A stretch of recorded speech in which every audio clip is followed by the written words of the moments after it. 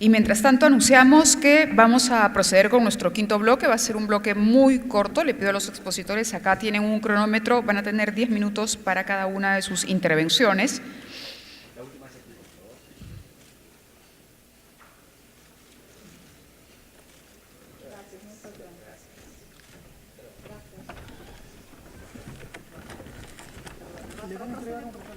Gracias de nuevo. A ver, y ahora nos toca presentar el siguiente bloque. La pregunta que orienta este quinto bloque es ¿cómo acelerar las inversiones en hidrocarburos? A esa pregunta responderán en este orden: Jorge Olazábal, CEO de Cálida, Ceferino Yesquem, presidente de directorio de Perú Petro, y Carlos González, gerente general de Enerconsult. En ese orden, y tienen en el cronómetro 10 minutos cada uno para su intervención. Gracias a nuestros panelistas.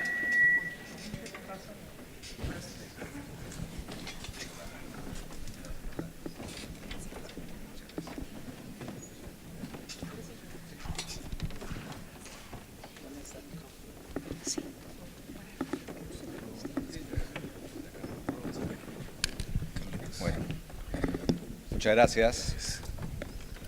La verdad que tenía mi presentación para 15 minutos, así que voy a tratar de correr.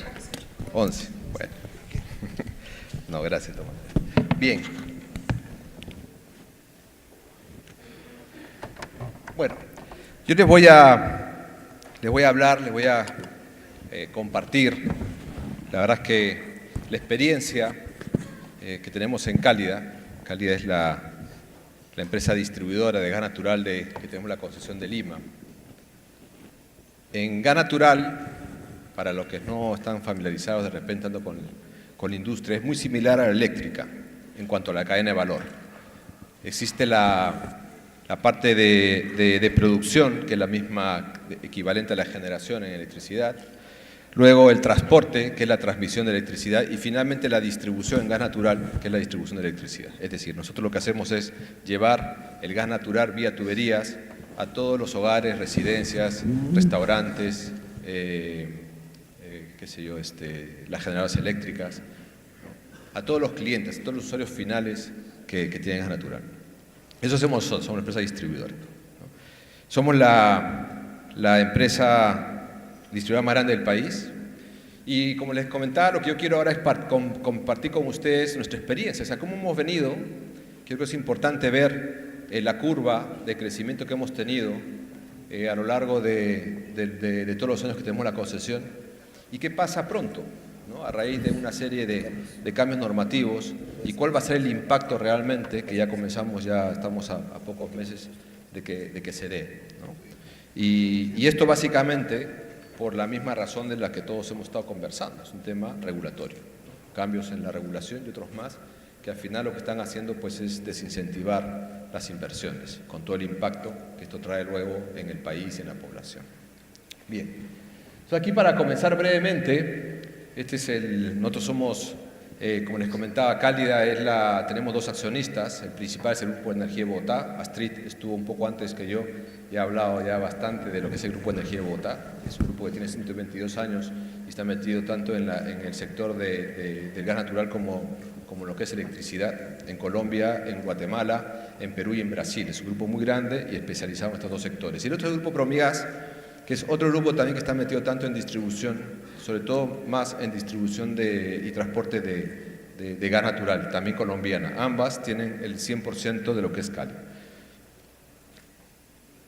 Y como les pongo ahí, pues es la principal empresa distribuidora de gas natural en el país. Antes de entrar a explicarles esta historia que les he traído, sí quisiera poner en contexto cómo estamos. Perú es un país que tiene grandes reservas. Perú en reservas es el segundo país de Latinoamérica después de Venezuela, ¿no? Pueden ver ahí, somos el segundo de reservas, 16 trillones de pies cúbicos día, perdón, 16 millones de trillones de pies cúbicos nada más. Y esto es importante porque esto da una idea de lo que tenemos, porque además de estos 16 trillones que ya están probados, aparte hay cerca de 13 trillones más que están en este momento en prospección. Es decir, si se dan cuenta, pues habría un 60-70% más que en este momento se están haciendo prospecciones, ¿no? Entonces, esto nos lleva a que, por un lado, somos un país gasífero, tenemos muchísimo gas en el país, ¿no? Es un buen insumo. Según nuestros cálculos, y con esos 16 trillones y el consumo que tenemos, para demanda local podríamos abastecer el mercado por los próximos 34 años más, ¿no? Sin contar las nuevas prospecciones, solamente con los 16 trillones que tenemos, ¿no? Es decir, hay mucho espacio para el crecimiento. Ahora, ¿qué pasa con esas reservas? Pues tenemos también una producción, ¿no? Sin embargo, en producción somos el quinto país, ¿no? Somos el quinto país, casi poco antes nada más de Ecuador, me parece, ¿no? Perdón, sí, de Ecuador. ¿No? Es decir, el más grande y de lejos es, ¿cómo se llama? Venezuela. Y de esta producción que tenemos, que son cerca de 1.300 millones de pies cúbicos día, el 50% se da para la exportación y otro 50% es para la demanda local, consumo local. Entonces, con todas estas reservas que tenemos, hay un dato que es además súper importante y es la competitividad del gas natural. Estos son los precios que pueden ver del gas natural hoy día por tipo de clientes. Este es un mercado regulado, los precios son regulados también. Al lado izquierdo pueden ver todo lo que es el precio en millones de BTUs que va al sector residencial, y al otro extremo pues estará el precio para la generación eléctrica en términos de distribución. Si esto lo comparamos contra la electricidad, ¿no? Pueden ver ahí pues, las grandes diferencias de precio que hay, ¿no? A nivel de residencial te puede llegar a un 70% menos. Si lo comparamos contra las gasolinas y el petróleo, estamos hablando de casi un 50-60% también menos de ahorro. Y si lo comparamos contra el GLP, que es nuestro principal competidor, somos su principal sustituto, estamos hablando de una eficiencia, esto en el sector automotriz sobre todo y en el residencial, que bordea entre los 40 y 50% más económico. Es decir, es una energía realmente, ¿no? Realmente muy competitiva. Todo el desarrollo que hemos tenido a lo largo de estos últimos años en el país, hasta el año pasado, ha generado a la economía peruana un ahorro de más de 30.000 millones de dólares. 30.000 millones de dólares es el equivalente al 14% del PBI nacional del año pasado, ¿no? Y también es equivalente pues, al 60% del presupuesto público del 2008. Es muchísimo, realmente dinero, ¿no? Es evidente el impacto económico que tiene el gas natural en el país, además del impacto medioambiental, que no lo estoy tocando en esta oportunidad, pero también tiene un impacto muy importante, ¿no? Y a pesar de eso, pues no contamos con una política energética clara y de largo plazo, ¿no? Que incentive, ¿no? Aún más las inversiones, ¿no? Aquí quiero compartir con ustedes, este es el Plan Energético Nacional 2014-2025, donde se preveía que el 28% de las inversiones estaban destinadas, como pueden ver ahí, para lo que es transporte y distribución, ¿no? ¿Qué ha pasado de los 41 millones que había, ¿no? ¿Qué ha pasado en estos tiempos? Pues este es el detalle de las inversiones que se iban a hacer. Sin embargo, pasados 4 años, ¿no? Se ha logrado básicamente desarrollar estos 3 segmentos, ¿no? Estamos en lo que es la distribución de gas natural en Lima y Callao, que se han invertido o tiene un presupuesto de casi 800 millones de dólares, ¿no? Para desarrollar la distribución de gas natural también en la zona de Ica, estamos hablando de casi 160 millones, y finalmente la masificación con GNL en el norte y suroeste del país, hay un presupuesto de 300 millones. Es decir, estamos o se están ejecutando hasta la fecha, se han puesto en marcha hasta la fecha solamente el 10% de lo que se tenía previsto, ¿no? Se tenía como previsto dentro del Plan Energético 2014-2025, ¿no? Esto habla pues de los retrasos y los problemas que estamos teniendo en el sector, que básicamente las inversiones se han ido solamente por el lado de lo que es la distribución, ¿no? Entonces, hasta aquí, pues, si quiero sacar una conclusión, básicamente es que tenemos mucho potencial, tenemos grandes reservas, ¿no? Tenemos una energía que es claramente, o un hidrocarburo que es claramente muy competitivo, ¿no? Pero sin embargo, lo que vemos que falta son políticas de inversión claras que incentiven, ¿no? En el largo plazo, pues, las inversiones.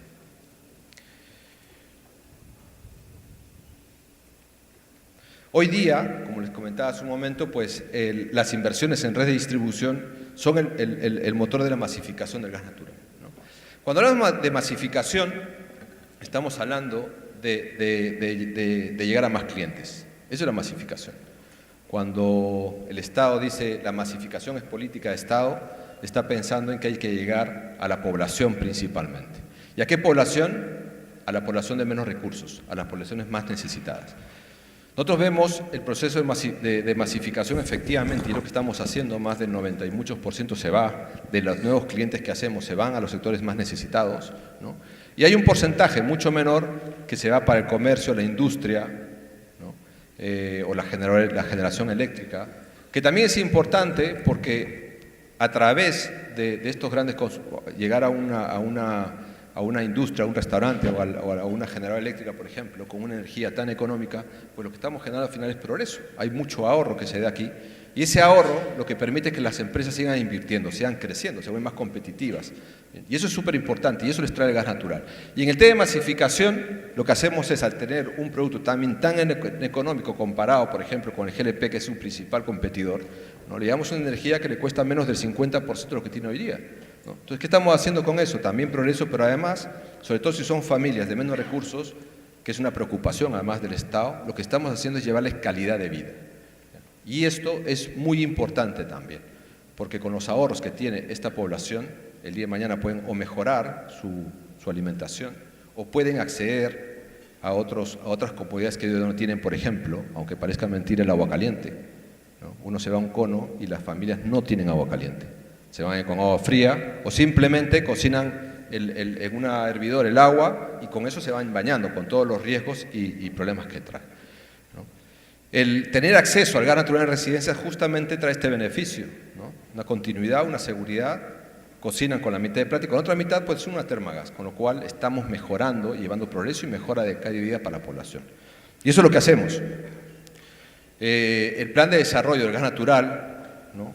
Lleva, acá hay dos Cálida, que somos nosotros, que están en la concesión de Lima, y Contugás, que está en el sur, ¿no? Somos los que estamos más adelantadas.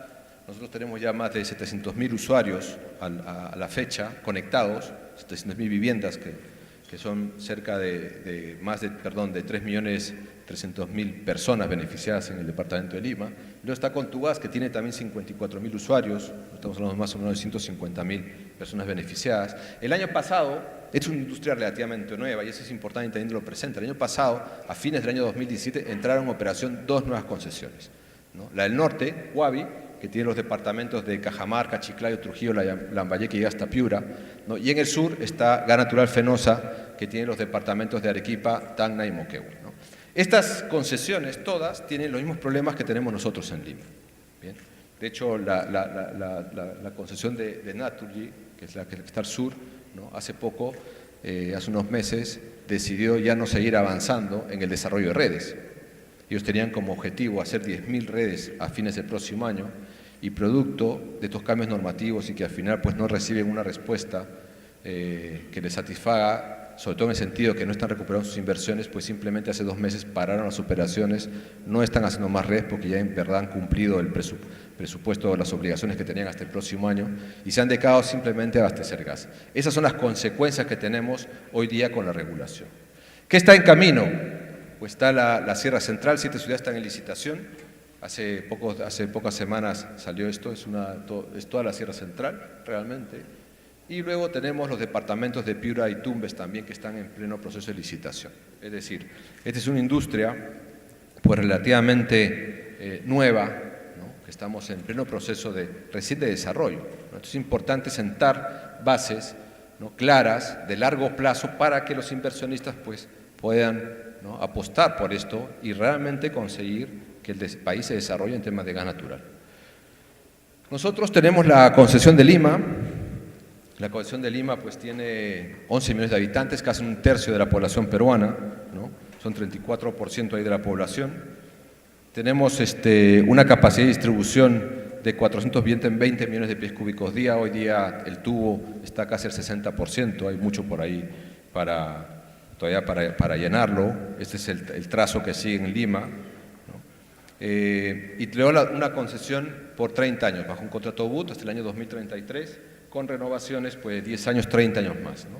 Y finalmente, para el desarrollo de nuestras redes, tenemos un plan quinquenal que le llamamos, son planes que nosotros acordamos con el Ministerio de Energía y Minas, nos aprueban el Ministerio el plan y ahí Ocinermin lo que hace es calcular la famosa tarifa para que de esa manera nosotros podamos recuperar las inversiones y los gastos que hacemos y además tener una rentabilidad en el periodo de 5 años que dura este plan quinquenal, ¿no? Y es así como está hecho nuestro modelo.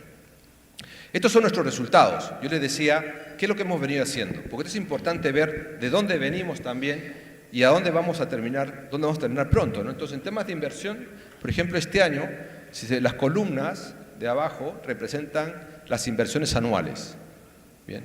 Y la línea, pues, es el acumulado a la fecha. Es decir, es una concesión relativamente nueva, el gas natural en el país. Pues tenemos acá el 2009 hasta el 2018. Este año estamos cerrando con 108 millones de dólares de inversión. En promedio, los últimos años estamos en esos ratos de 100 millones de dólares, ¿no? Y con esto, ¿qué hacemos? Con crecimientos además anuales del 20% en dólares. Con esto, ¿qué hacemos?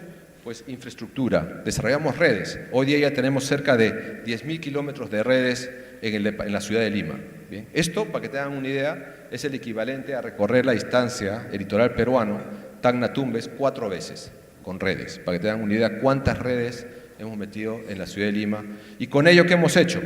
Como pueden ver ahí abajo también, todos los años desarrollamos enterramos más de 1.000 kilómetros de redes. Este año estaremos cerca de los 1.300. También el crecimiento promedio del incremento de las redes en los últimos años ha estado en el orden del 29%. O sea, todo esto es puro crecimiento. ¿Bien? ¿Qué hemos logrado con esta inversión en dinero y redes? Pues esto, llegar a fin de año a superar los 700, casi 40.000 nuevos o clientes con gas natural. Son 740.000, 735.000 hogares. Bien. Este año, como pueden ver en la columna azul, estaríamos haciendo 160.000. Año a año, además, hemos venido creciendo. Si se dan cuenta, pues el 2015 conectamos casi 100.000 clientes nuevos. En el año 2016 estuvimos en 92.000, 2017 hicimos 138.000, 140. Este año estamos cerrando 160. Es decir, permanentemente venimos mejorando, incrementando nuestra capacidad de producción, y esto porque de esta manera ayudamos a masificar el país, que es lo que las autoridades nos piden, y es el contrato que nosotros también tenemos con las autoridades, con el gobierno, y compromiso también con el país, como les decía. Entonces, al final, estos son los resultados que tenemos a la fecha. El incremento promedio en los últimos años ha sido crecimientos del 50% en promedio contra el año anterior. Es un incremento también importante, ¿no? Entonces, hasta acá, yo les quería, si tenemos que sacar alguna reflexión, ¿no? Es que las inversiones en distribución de gas natural son hoy día pues, el motor de la masificación, ¿no? Hasta hoy, como están, podemos ver aquí, los resultados son positivos y está funcionando. Y esto es importante, por eso, que se mantenga así, ¿no?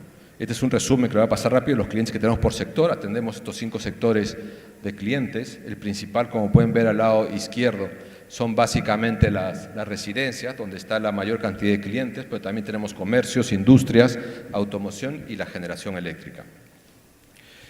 Bien, ahora, ¿qué se necesita para acelerar el proceso de masificación? Yo en realidad, más que acelerar, pues yo me daría por satisfecho con que realmente se creen bases que nos permitan mantener el nivel de inversión, que ya es importante, ¿no? Ahora, si sobre esto podemos hacer más, encantado, pero por lo menos que no frene lo que estamos haciendo hoy día, ¿no? Entonces, para ello, yo creo que tenemos que trabajar principalmente en cuatro aspectos a largo plazo, porque al final todo este tema de las inversiones, lo que requiere el inversionista es tranquilidad de que el dinero que estás poniendo al final lo puedas recuperar a unas tasas de rentabilidad pues que estén las que en nuestro caso, que es un mercado regulado, pues que hayas acordado por contrato, ¿no?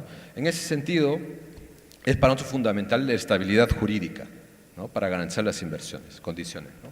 Estabilidad jurídica es porque no nos pueden estar, y no es saludable cambiar las reglas de juego a mitad del partido. O sea, hay un momento en que hay una normativa sobre la cual uno hace un contrato con el Estado, ¿no? Bajo unas reglas de juego, ¿no? Y eso es lo que hicimos nosotros en su momento, y hace poco, de un tiempo acá, que no entiendo yo todavía cuál ha sido la motivación, algo han explicado mis predecesores aquí en las presentaciones, pero el órgano regulador comenzó a cambiar su comportamiento. Y en ese cambiar, a nosotros nos cambió las reglas de juego. Nos cambió las reglas de juego y en ese cambio además nos multó, ¿no? Con multas que van entre los 10 y 15 millones de dólares por año. Entonces, es muchísimo dinero, de acuerdo, que uno tiene que dejar sobre la mesa porque simplemente las reglas de juego cambiaron. Entonces, si queremos que haya y se mantenga las inversiones o incrementen, es importante pues, que haya estabilidad jurídica, se mantengan las reglas de juego iniciales, ¿no? Que haya predictibilidad. Es importante también saber que una vez que se ha tenido un tipo de comportamiento va a continuar, ¿no? Yo les cuento, en estos casos, por ejemplo, igual el órgano regulador hasta porque era el modelo de cálculo de tarifa, por ejemplo, los interrumpibles no se consideran en los volúmenes que nos tenemos para el cálculo de tarifa, por decirles. En el último cálculo de tarifa los incluyó y es un volumen muy grande. ¿Qué pasa cuando incluye y te cambia el criterio, ¿no? Simplemente en este caso pues nos tiró abajo las tarifas a nosotros, ¿no? Porque te pone más volumen y obviamente tu tarifa sale menos. Algo que no estaba previsto, que no estaba nunca y nunca se ha utilizado de esa manera. Entonces, esta previsibilidad para nosotros es importante también saber que el actuar de la autoridad, en este caso el organismo regulador, va a ser utilizar el mismo criterio siempre y no lo va a cambiar pues, cuando le parezca arbitrariamente, además, ¿no? Como fue nuestro caso, ¿no? Otra cosa es también, que es importante otro punto, un cuarto punto es la alineación entre el gobierno central y los organismos reguladores, ¿no? Ya nos ha tocado que el organismo central da órdenes, da decretos supremos, da directrices y el órgano regulador abiertamente y por escrito lo desconoce, ¿no? Y dice, no, yo no tengo que reconocer esa directriz del ministerio y más bien lo que hay que hacer es esto otro, ¿no? Entonces, ahí tiene que haber también una mejor coordinación o en todo caso, pues por parte del organismo regulador, un respeto también por las facultades, ¿no? Que tiene el Ministerio de Energía y Minas, ¿no? Y finalmente, el último punto que también lo hemos tocado aquí mucho y es la sobreregulación, ¿no? La sobreregulación hace un daño inmenso al sector, ¿no? Porque la verdad es que nos genera muchas ineficiencias, nos piden que hagamos gastos innecesarios en diferentes aspectos y permanentemente, que lo único que hacen es encarecer el producto, encarecer el servicio que damos. Que además encarecimiento que en muchos casos además tampoco nos reconocen, con lo cual tenemos que ponerla de nuestro bolsillo, ¿no? Entonces, es un tema burocrático, te generan muchos trámites, ¿no? Muchos son innecesarios. Yo les cuento algo que además es curioso, ¿no? Yo les preguntaba, porque a veces hay cosas que, acá está nuestro abogado, nuestro director de regulación, hay cosas que yo no logro entender, no soy abogado, entonces, y le preguntaba, oye, ¿qué está pasando? ¿Por qué nosotros tenemos que llegar a un accidente, un incidente en general de gas entre 1 y 2 horas?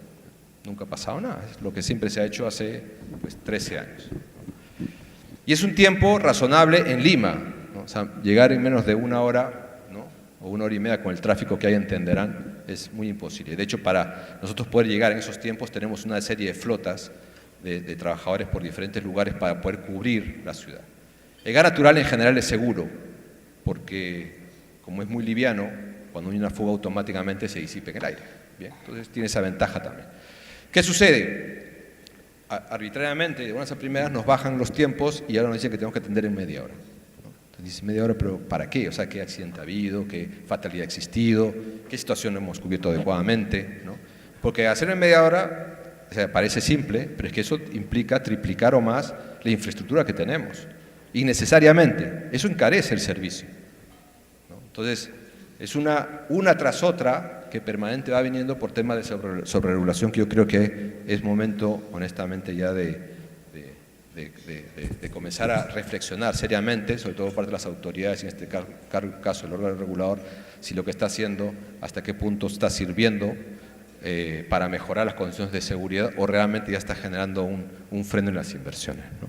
Aquí les quiero prestar un ejemplo, un par de ejemplos, para que puedan ver. Es un escenario moderado de inversiones, 300 millones de dólares, ¿no? En redes, en nuestro caso, 3.500 kilómetros de redes, 3.000 empleos necesarios y 900.000 clientes al año 2021. Y este es otro escenario, ¿no? Un escenario donde puedes hacer 600 millones de dólares de inversión en 5 años, con ello desarrollo de 6.300 kilómetros en redes, 5.000 empleados contratados y llegar a 1.200.000 hogares en el 2021. Bueno, esto, más que hay un ejemplo, es la realidad. Bien. Lo que está hablado de derecho es lo que Osinermin nos ha autorizado a hacer hoy día. ¿Bien? Y eso es lo que tenemos que hacer a partir del 1 de enero. Y en el lado izquierdo está lo que venimos haciendo y lo que queremos seguir haciendo o más. ¿Se dan cuenta? O sea, hay una diferencia. Dices, oye, yo soy un inversor, quiero masificar el país. El Estado dice hay que masificar el país, pero las directrices que llegan son contrarias, ¿no? O sea, hay un plan que ha sido aprobado que es exactamente la mitad de lo que nosotros habíamos presentado, ¿no? Esto, además, deja fuera a 300.000 familias al 2021, pero 300.000 familias de bajos recursos, que en principio además es el objetivo del Estado, ¿no? Apuntar a que familias de menos recursos tengan acceso al gas natural. Porque estas 300.000 familias que se quedan fuera van a tener que seguir utilizando el GLP que les cueste el doble, gastando más dinero, cuando no tienen el dinero para hacerlo, ¿no? Esto es el impacto, por ejemplo, de ese tipo de medidas que les decía hace un momento. Entonces, este es nuestro plan. Si lo vemos desde el punto de vista de los clientes, ¿no? Pueden ver hasta el 2018, es 160.000 clientes nuevos vamos a hacer este año. ¿Bien? ¿Qué tenemos que hacer el próximo año? ¿Cuántos clientes, según ese plan que les había comentado? 70.000 clientes, ¿no? O sea, son 70.000 clientes en cada uno de los 3 años, estamos bajando por debajo de la mitad de lo que veníamos haciendo, ¿no? Entonces, en vez de llegar a 1.200.000 nuevos clientes, en el 2021 vamos a llegar a 900.000. Pero esto no es tan simple, aparte de que hay familias que se quedan fuera, también hay trabajadores que se quedan fuera, porque ya no necesitamos 5.000 trabajadores para abrir las pistas. Ahora, con este número necesitamos 2.500, 3.000 trabajadores. Entonces, y esto es lo que podríamos hacer nosotros si es que las cosas fueran como estaban hasta el día de hoy, ¿no? Seguir este ritmo, ¿no? Llegar a 1.200.000. Esto es lo que está sucediendo hoy día, ¿no? Básicamente, en nuestro caso, a partir de enero de este año hay que comenzar si no hay cambios, es verdad, hoy día el Ministerio de Energía y Minas está trabajando y está súper preocupado por esto. Nosotros venimos trabajando con ellos para que la normativa sea la que era hasta hace poco y podamos hacer el camino largo, ¿ya? Y en ese sentido sí estamos recibiendo mucho apoyo del Ministerio de Energía y Minas, pero aquí quien tiene mucho que ver también es el órgano regulador, ¿no? Entonces es fundamental alinearnos todos para poder seguir con este nivel de inversiones, ¿no? Porque al final, si no, 1 millón de personas literalmente, porque esas 300.000 familias representan 1 millón de personas, que es el 10% de la población limeña de bajos recursos, que se van a quedar gastando y consumiendo un combustible que es más caro que es el GLP, sin tener el dinero para hacerlo, ¿no? Entonces, esto es grave realmente. Bien, ya para terminar y como reflexión final, pues eso, ¿no? Y las inversiones, ya, se acabó el tiempo, dice acá. Me quedan 2 laminitas. Les decía, pues, y con esta me voy en realidad, perdón, sí. Al final nosotros, en nuestra industria, lo que estamos haciendo es llevar progreso y calidad de vida para la población, para la comunidad, para las empresas. Y para eso es necesario inversión. Si no hay inversión, no hay desarrollo, no hay masificación, es imposible. Para que haya inversión, es importante pues que hayan reglas de juego claras, ¿no?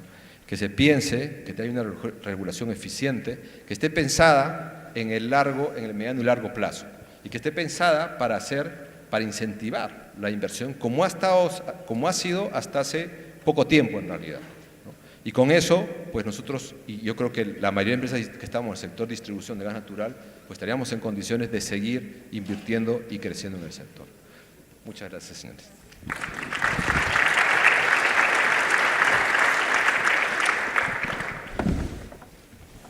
Muy bien, continuamos con el siguiente expositor. Quería, por un lado, pedirles de verdad que respetemos los tiempos. Hay un cronómetro ahí con una indicación para los expositores. Sé que algunos se han extendido al comienzo, pero la idea es poder también hacer de esto un evento interactivo. Y al extenderse no permite dar tiempo para las preguntas ni para la discusión. Por otro lado, las exposiciones están todas colgadas en la web del evento, así que tengan la tranquilidad los expositores que todas sus filminas y presentaciones van a estar al alcance de los asistentes. Bien, buenas tardes. Realmente debería ser difícil hablar de un tema tan polémico como el petróleo y desde el punto de vista del Estado.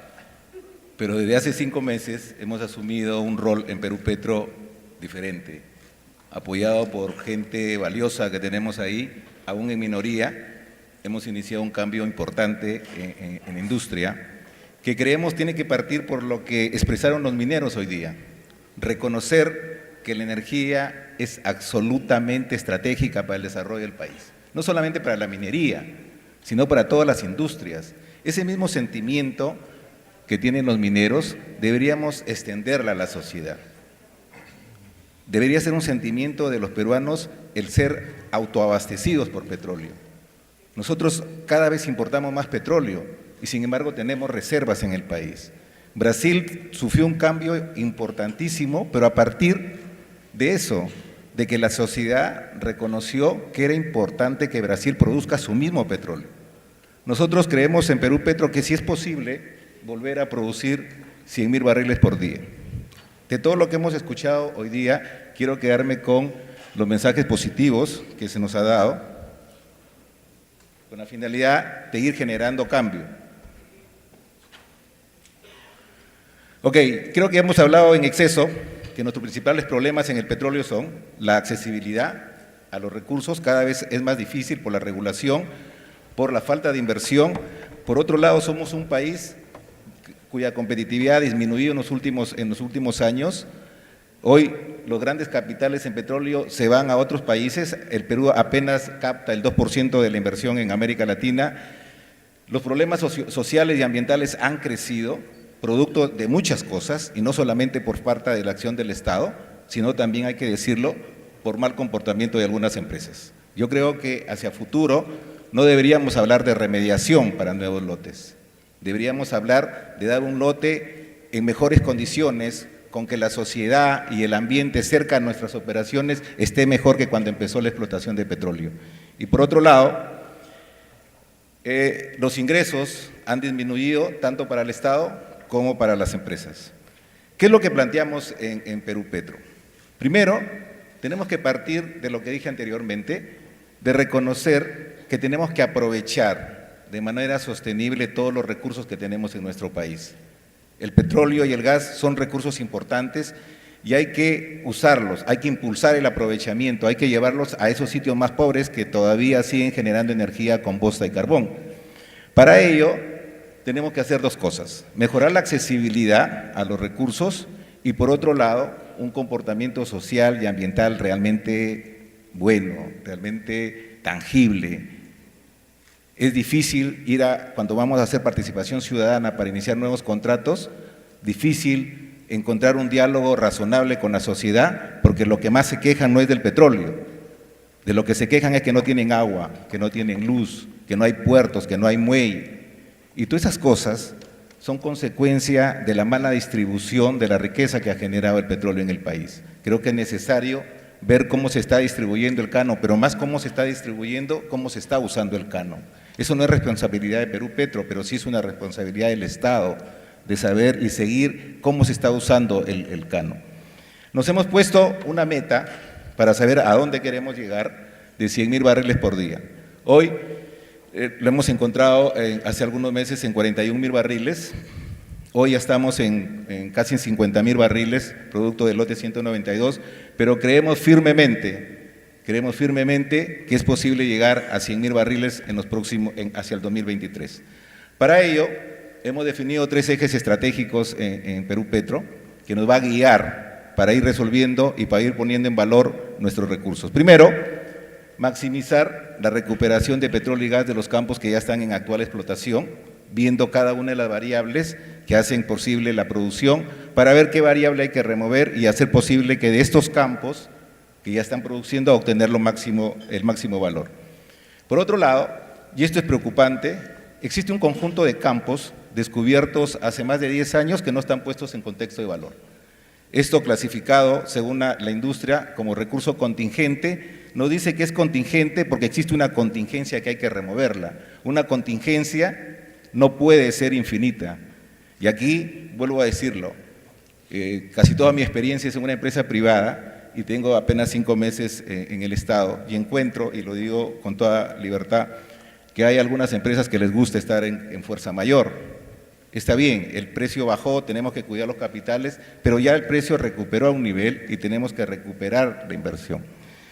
Por otro lado, tenemos que empezar a pensar seriamente en cómo vamos a reponer las reservas que nos estamos consumiendo. Camisea, tal como está la tendencia de la producción, tal parece que ha llegado a su punto máximo y empieza a declinar. Y no se ve un proyecto cerca más que el lote 58 para empezar a reponer las reservas. Tenemos que ir agresivamente a la exploración, tanto por petróleo como por gas. Para eso se requieren dos cosas fundamentales. Una legislación moderna, capaz de generar valor, de atraer capitales, de atraer inversiones y también instituciones fuertes, capaces, con procesos claros, con gente capacitada y con tecnología moderna para poder discutir a la par con las empresas privadas. El Perú tiene 1.500 millones de barriles de petróleo ya descubierto. 1.500 millones. Entonces la pregunta es, ¿qué significa 1.500 millones? ¿Es bueno, es malo? El Perú consume más o menos 60 millones de barriles por año. Significa que con 1.500 tendríamos como para 25 años. Pero de esos 1.500 millones descubiertos ya, existe solamente 430 millones que son considerados como reservas, que significa que son económicamente viables de ser producidas. Pero de esos 430 millones, apenas 213 millones están puestas en contexto de producción. Todo el resto necesita inversión, ¿sí? Tenemos que invertir en los campos que ya están en actual explotación, tenemos que invertir en remover las contingencias para poner en valor esos campos descubiertos hace 10 años y que están ahí esperando, como Camisea, que esperó 20 años para poder ser puesto en contexto de valor. No creo que quienes están aquí tengamos que esperar 20 años más para poner en valor los campos de petróleo descubiertos. Entonces, en conclusión, tenemos 1.500 millones de barriles ya descubiertos que hay que darle viabilidad, porque apenas 213 millones están puestos en contexto de producción. ¿Es posible volver a producir 100.000 barriles por día? Creemos que sí es posible. Pero si no hacemos las cosas, va a pasar lo que muestra la gráfica y en pocos años nuestra industria habría terminado. Es dejar que las cosas pasen. Pero empezando a ejecutar inversiones, sobre todo primero en los campos en actual explotación y viendo cada una de las variables que los afecta, es posible empezar a recuperar los niveles de producción y que nos lleven a 60.000 barriles. Luego vienen los campos más grandes, digamos, como el lote 192 en la selva, que nos podría ayudar rápidamente a subir 20.000 barriles si es que los ponemos en un contexto de inversión rápida y agresiva. Para ello, como vemos ahí en la gráfica, cuando uno analiza las variables, las políticas económicas, sociales, ambientales, tecnológicas y legales, vemos que este lote tiene, como digo yo en términos de ingeniero, tiene todos los demonios juntos. Tiene un problema de producción, alta producción de agua. Por cada barril de petróleo tenemos que producir 35 barriles de agua y esa agua hay que disponerla. Tiene un pasivo ambiental realmente grande y las comunidades lo que reclaman hoy es ¿cuándo vamos a empezar la remediación? Antes de que yo voy constantemente a hablar con ellos, antes de que usted empiece a negociar con Petroperú el nuevo contrato. Y la cosa es clara, hay que empezar la remediación cuanto antes. Y por otro lado, tiene también un problema de alto costo. El lote 64, que es un lote en la cuenca Marañón también, es un lote especial porque tiene crudo liviano, que tiene ya un operador que está en permisos y que también tiene algunos problemas, no algunos, tiene problemas serios respecto a sociales y ambientales. Como vemos ahí, si nosotros ponemos en producción el lote 67, que es de crudo pesado, rápidamente podríamos llegar a los 100.000 barriles. He traído esto porque a raíz de lo que estamos planteando en Perú Petro y de divulgar que es posible volver a producir 100.000 barriles, hay gente que nos empieza a criticar y a decir que estamos confundiendo sueños con realidades. Creo que toda realidad empieza a través de un sueño, pero que hay que hacerlo realidad, hay que invertir. Como ven, si nosotros seguimos activando los lotes ya descubiertos, podemos llegar a producir 140.000 barriles más allá del 2023. ¿Qué necesitamos? Primero, tiene que aparecer la inversión. Y la inversión aparece como hemos escuchado en la mañana, cuando hay una regulación favorable, cuando hay instituciones capaces de hacer cumplir esa regulación y fundamentalmente cuando hay empresas que quieran invertir en un marco de entendimiento, en un marco de aceptación que las sociedades, que las comunidades también necesitan mejorar su calidad de vida. Creo que es posible volver a producir 100.000 barriles por día, creo que es posible que el petróleo vuelva a ser importante en nuestro país como generador de ingresos, como generador de trabajo y fundamentalmente como aportante de energía que necesita el Perú. Gracias.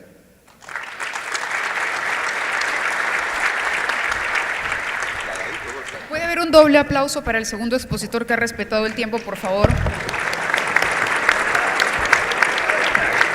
Muchísimas gracias, ingeniero Yesquén, por ese esfuerzo. Carlos González ahora, antes de irnos a almorzar.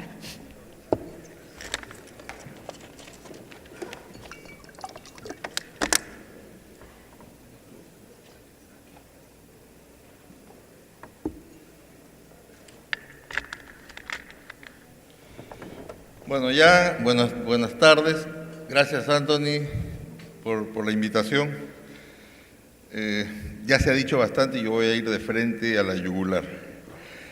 Estamos, efectivamente, como dijo Seferino, con 50.000 barriles de petróleo por día, poco más de 400 millones de reservas. Eso equivale a 4 años y medio de consumo, equivalente al consumo que tiene el Perú. Nuestras zonas petroleras siguen siendo...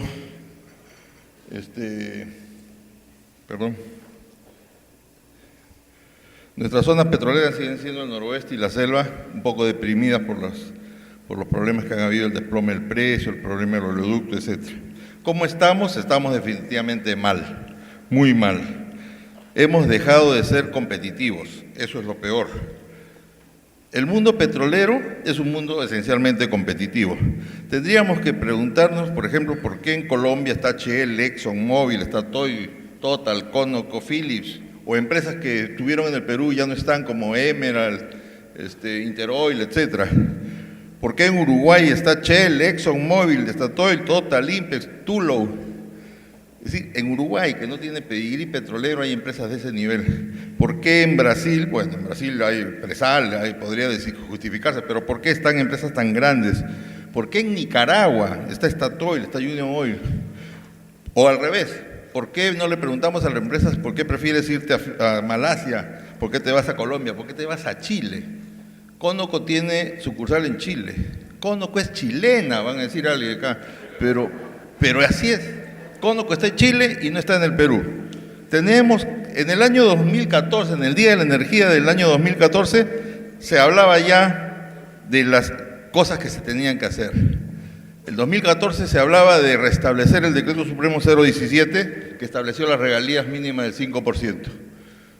Perú Petro salió en el año 2016, 2017, con un modelo de contrato nuevamente con el 0,17, con el 5%, y en un día firmó 3 contratos con Anadarko, con 5% de regalía mínima, y estuvo a punto de firmar 5 contratos con Tullow, si no fuera por la irresponsable oposición de los antipetroleros que soliviantaron a los pescadores. Se habló también en el 2014, en el Día de la Energía, de reactivar la Ley 28109. Hoy día la Ley 28109 ha sido reivindicada, se menciona expresamente en el proyecto de ley que está en el Congreso.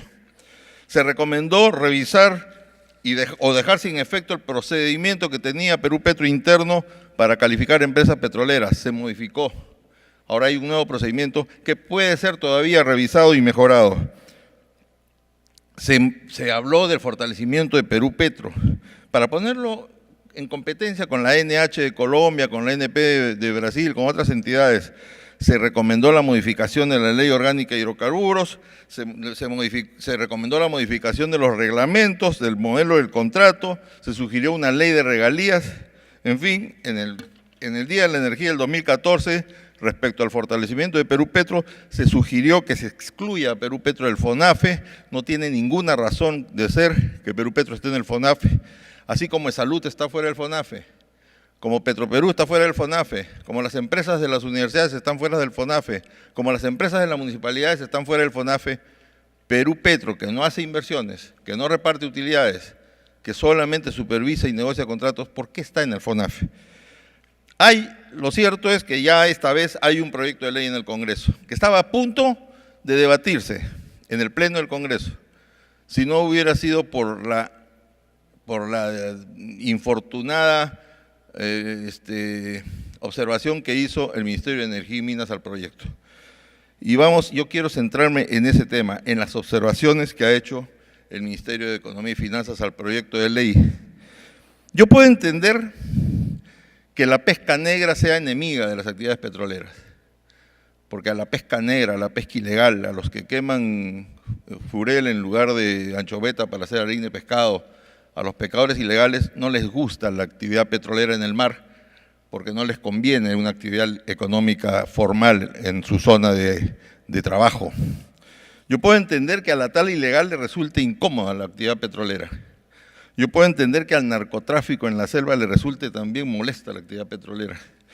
Yo puedo entender que a los opinólogos que hablan sin conocimiento de petróleo, como también hablan de gaseosas, de cosméticos, de minería, los mismos, se opongan a la ley petrolera buscando 5 minutos de gloria, o buscando popularidad o votos.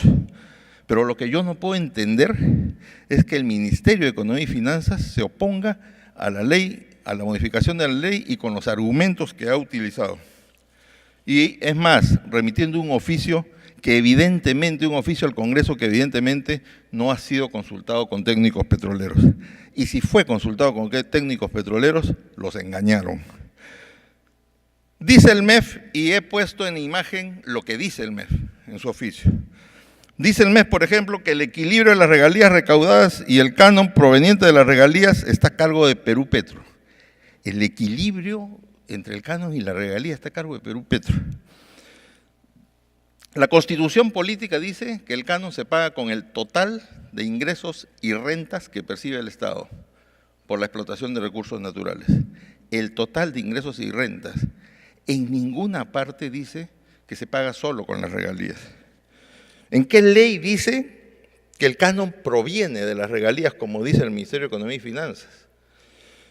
¿Cómo puede afirmar que Perú Petro controla, como dicen en la segunda imagen, Perú Petro controla el riesgo de desbalance entre canon y regalía porque es recaudador y porque es pagador?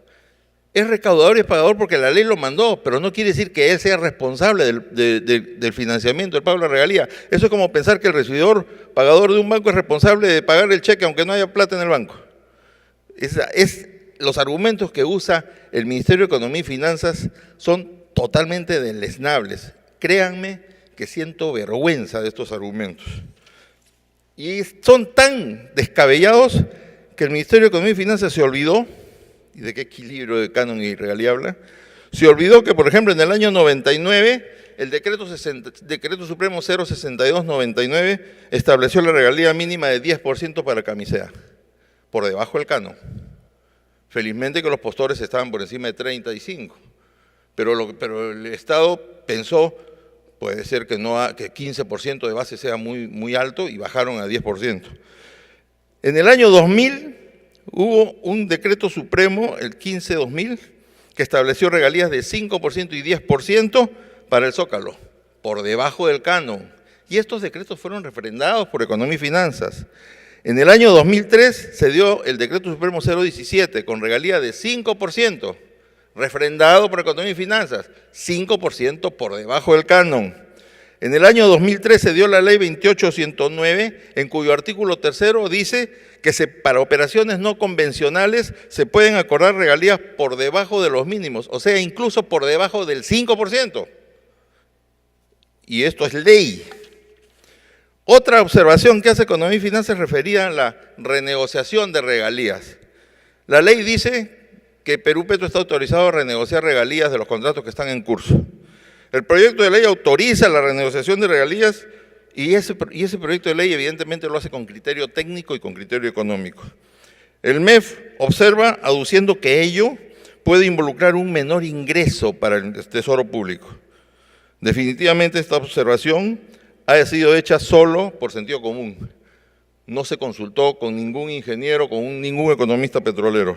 Los funcionarios del MEF, los responsables de este oficio, creen que la producción básica es flat, que los pozos si yo pongo a producir un pozo 100 barriles por día, ese pozo va a producir 100 barriles por día 100 años, o 200 años, o 30 años de contrato. Creen que si se sube la regalía, es más, esto ya es risible, dice que si se tiene que renegociar la regalía tiene que ser para que el Estado gane, no a lo contrario. O sea, si se voy a renegociar la regalía tiene que ser para subirla. La regalía es costo, y si es costo, si aumenta la regalía, las reservas disminuyen.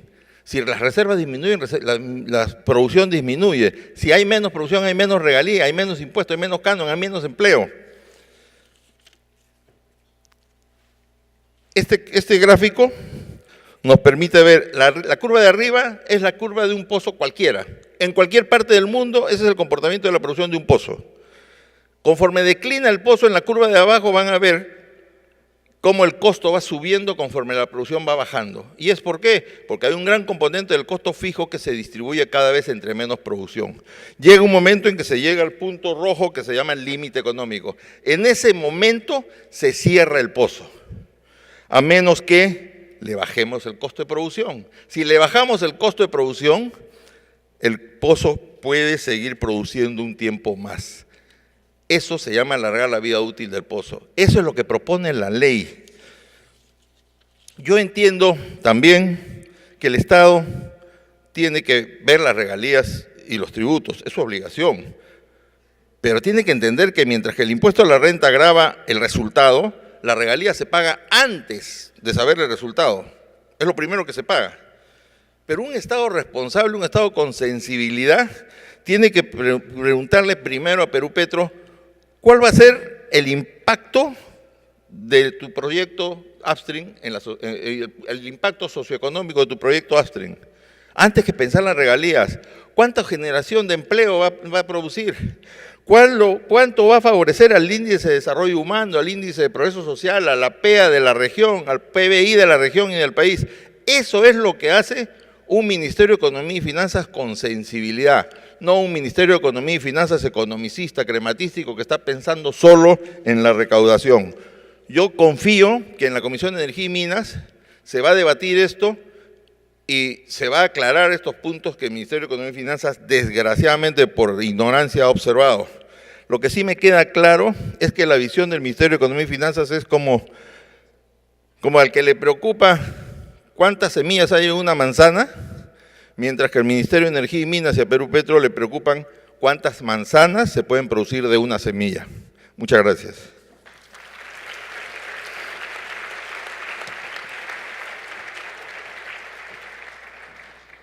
Gracias a nuestros expositores. Vamos a disfrutar ahora del almuerzo. Queríamos pedirle disculpas a Felipe Calderón, expresidente de México, quien va a tener la locución durante el almuerzo, pero bueno, están todos invitados ya y vamos a tratar de ajustar los tiempos en la tarde. Gracias.